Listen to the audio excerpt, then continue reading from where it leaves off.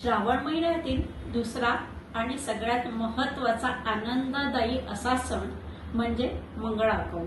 पूर्वीच्या काळी मंगळागौर ह्यासाठी साजरे करायचे की स्त्रियांना फारसं बाहेर जायला मिळायचं नाही।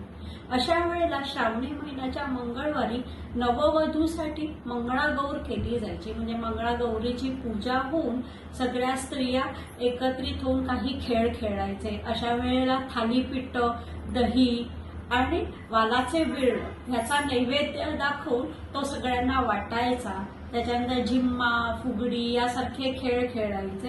या पाठीमागचा मुख्य उद्देश हाच होता की नववधूचे आपल्या परिवारातील लोकांशी किंवा आजूबाजूच्या लोकांशी मैत्रीपूर्वक संबंध स्थापित व्हावे, एकमेकांना ओळखावं व ती त्या घरामध्ये रुळण्यास तिला जास्त मदत व्हावी, यासाठीचा हा मजेशीर असा आनंददायी खेळ।